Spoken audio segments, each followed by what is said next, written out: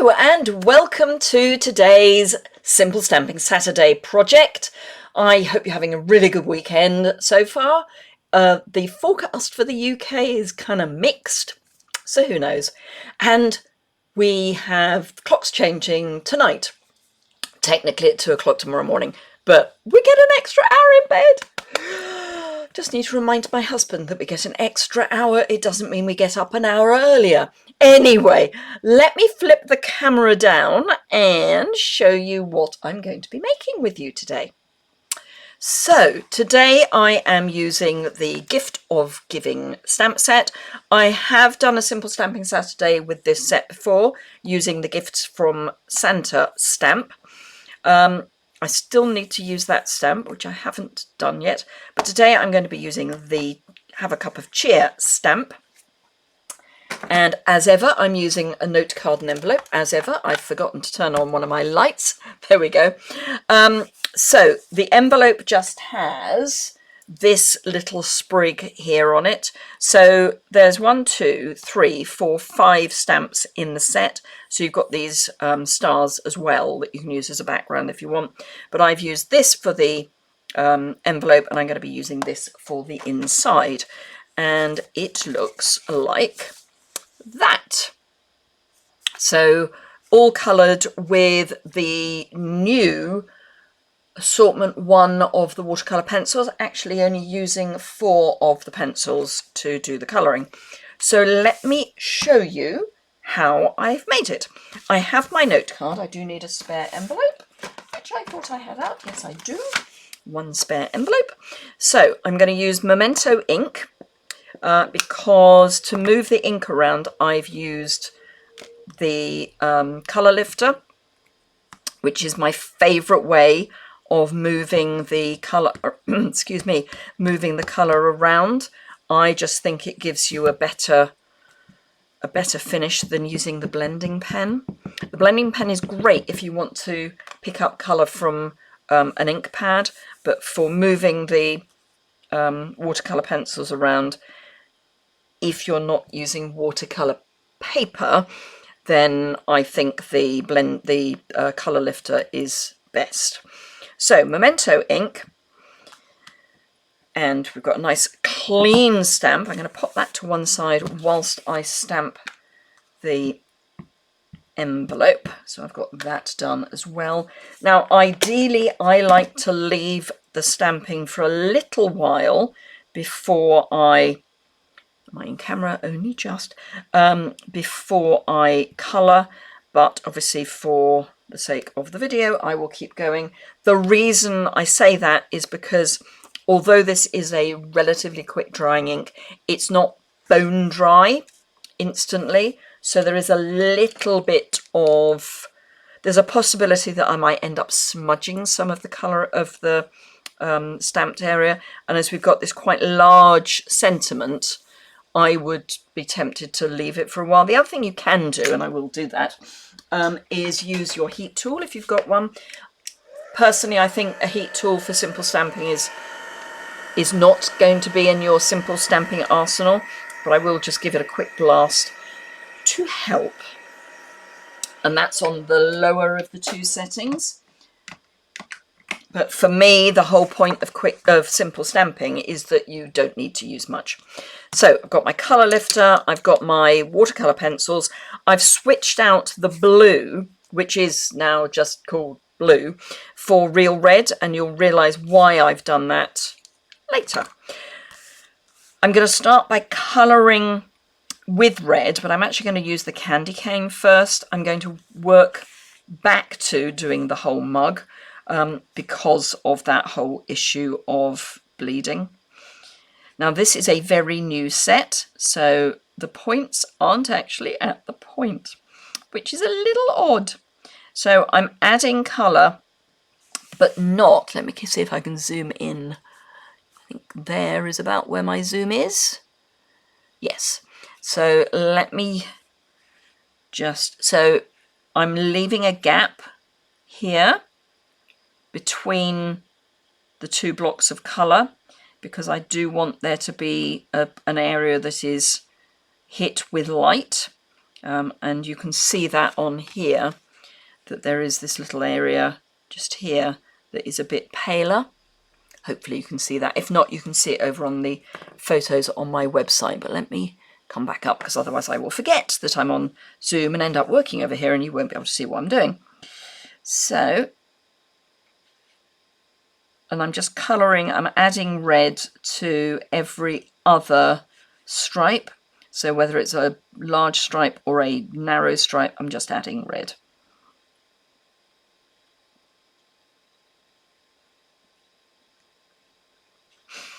So that's, apart from the mug, all I need the red for. Then we're going for Old Olive, and I'm using Old Olive because it's the green that's in this particular set of watercolour pencils. If you've got the other set, obviously you've got more choice of greens, if you've got assortment 2 as well. I would say if you're looking at getting either of the assortments as opposed to both, I would get one, purely because it's also got black and white, and the white is surprisingly useful if you want to colour on coloured cardstock. So I've added Old Olive quite generously to the leaves, and then I'm just going to do a very gentle colour on the berries. And for me, this is mistletoe. So we're looking at, actually Old Olive is quite a good colour for mistletoe leaves. Mistletoe itself, the berries don't really have colour, but given that I want them to not be white, I'm adding a little bit of green. Oh, I lied. I need 5 colours, because I also need, where is it? There we go. Grey. Because the marshmallows, I'm just going to add a little bit of shadow with the basic grey pencil. So just anywhere where there would naturally be a shadow, which is going to be, you know, where they overlap, that sort of thing. But very, very little. The thing with watercolour pencils is you're still trying to be artistic, and you're still trying to be, well, I mean, obviously children can use them, but you're still trying to produce something that an adult would have produced. For the biscuit, I'm using early espresso for the either raisins or chocolate chip, depending on which you think it is. So yes, obviously children can use the watercolour pencils, but I'm trying to produce a result that looks adult, not childlike. This is Pecan Pie, which is one of the new colours to the selection. I did do a comparison between the old colours and the new colours recently in a video. So, I mean, we lost things like Rich Raspberry, because obviously we've not got that anymore. I can't remember which the other colours were that we lost, but anyway, we did lose some and gain some. Right, so now I'm going to go in with my real red and actually add proper amounts of colour. So where there is, you know, inside of mug, I'm going to add quite a lot of pigment. And by pigment, I mean I'm going to press reasonably hard and lay down quite a lot of colour. And this, I'm thinking, is more in shadow, because this is the underneath of the handle, and that's going to be in shadow. But the rest still needs colour. So I'm pressing lightly. I want a sort of a lighter area, which I've got here, down the middle of my mug. So I am just going to very gently scribble across the middle of the mug so that I've got that area kind of established, if you like. Because again, that for me is where the light is going to fall. And then on the sides, I can bring in more colour, so I can add more. And these are lovely watercolour pencils to work with. You can really control the amount of pigment you lay down.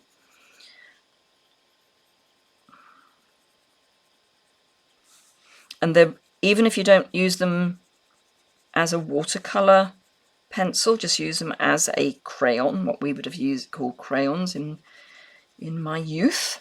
They are really easy to control, which isn't always the case. You can actually get some crayons that you can't really control how much you're putting down. Normally you put down too little and you can't get more down. The sharper your point, the more you will lay down, but that shouldn't be the only thing that controls the amount of pigment. You should, with a good crayon, have more control over the pigment than just, there's a point, therefore I can put more down.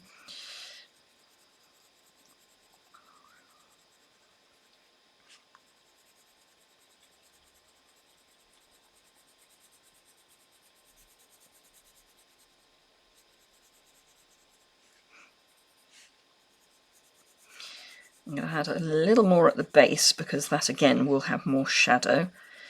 And then just... Right, okay, so I'm going to need a piece of scrap paper, and I'm going to use this because it was where I went wrong with one of the others.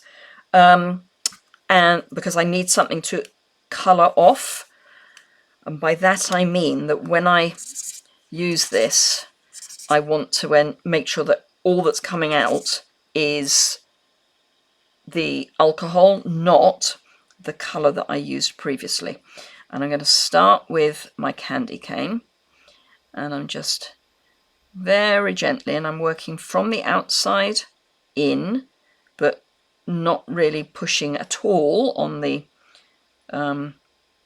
where there's no pigment. I mean, I am, but I'm the nib is touching, but I'm not pressing, I think is what I'm trying to say.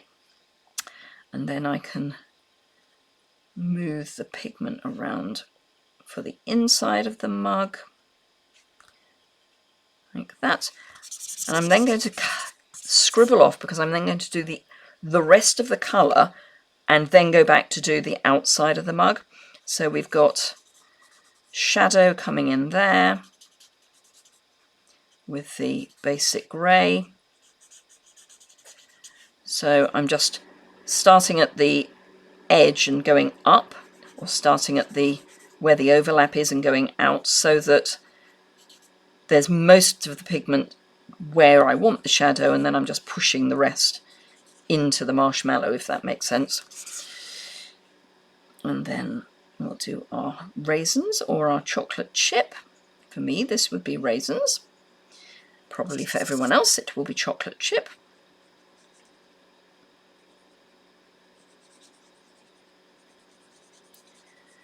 And then you end up just moving that pigment round, and you get a much more professional looking result. Scribble that off, and then I'll come in and do the green.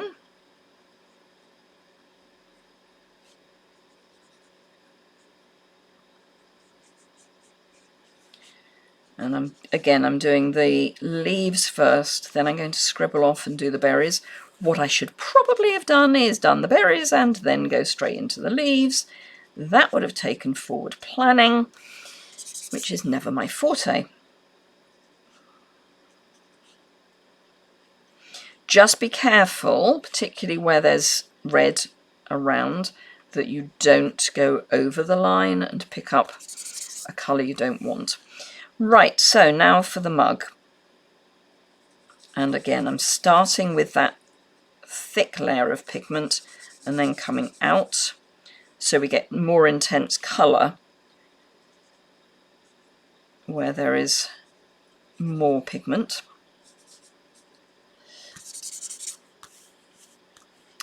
And I'll do this little area here, which is round the berries, which is always a little bit tricky to make sure we don't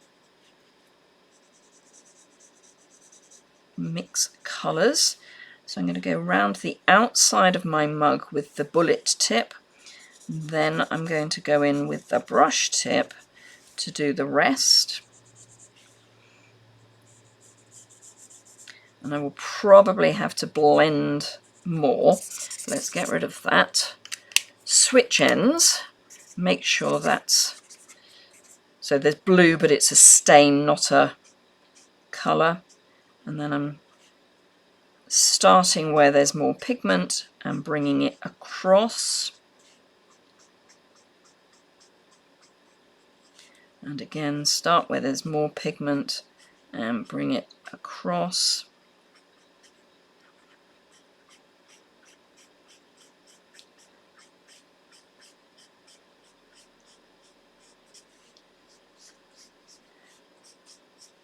And then I'm just going to scribble down the middle to get that highlight.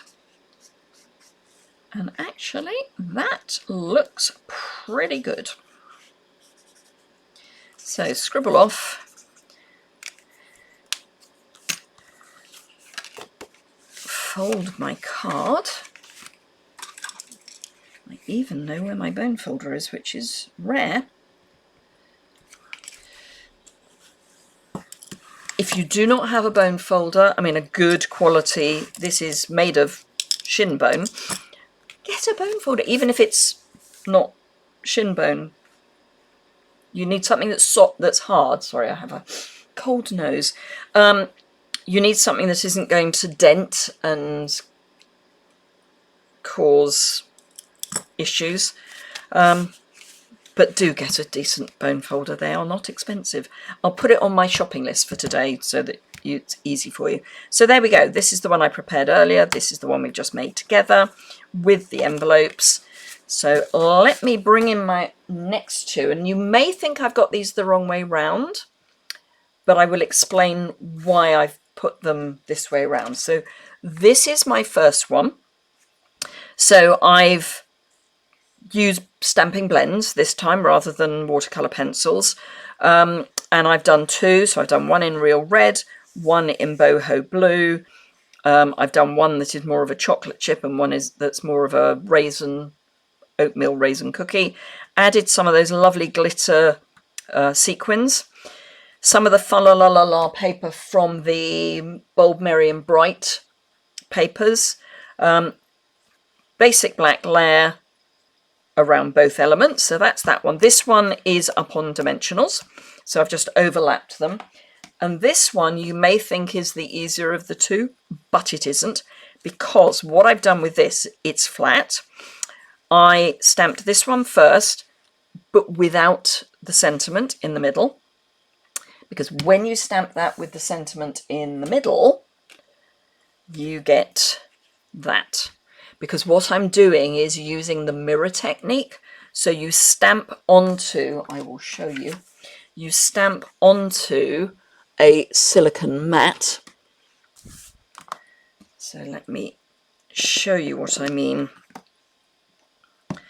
So add your ink, and I'm deliberately going to do this wrong.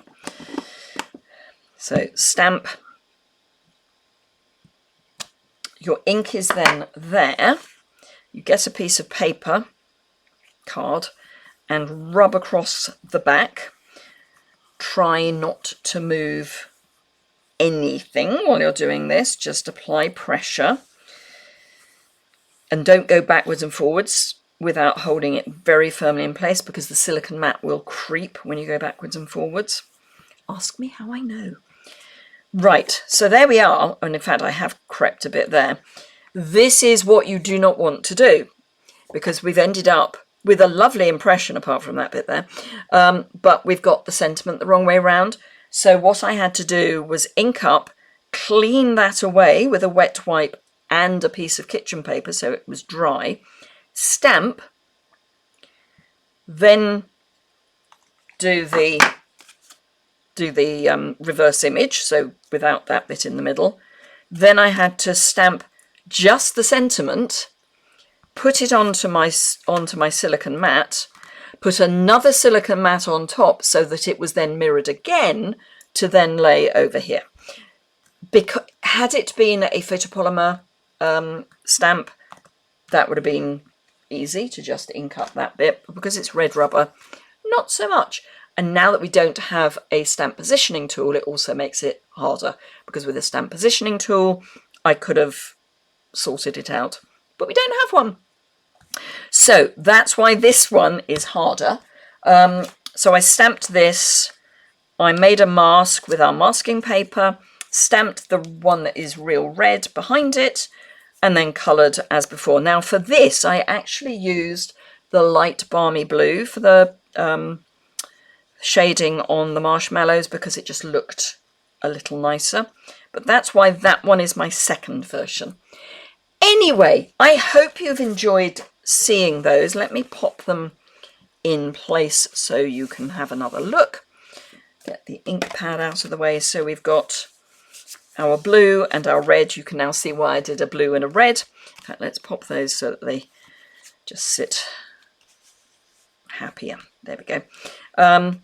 So yes, using the wonderful, really lovely, stands on its own, it's not a bundle, it's just a stamp set, Gift of Giving stamp set. There are some amazing stamp sets that we're not seeing that many projects shared, but have a look at some of them because they're amazing. Anyway, thank you very much for watching today. If you've enjoyed it, a thumbs up is always appreciated. Let me bring my, there we go. So yes, a thumbs up is always appreciated. If you don't already subscribe, you can do that in the bottom right-hand corner of the screen. Do remember that until Tuesday, end of Tuesday, so the end of the month, we've got an amazing joining offer where you can either put 35% more in your kit or pay 35% less for the standard kit. That actually is the best value, but if you want more, then go for the 35% more. So yes, you've got until the end of Tuesday to look at that. If you've got any questions about that, or if you want to comment about the cards, you can do that below the description bar. There will be a link in the description to the blog post that goes with this, which will have close-up photographs.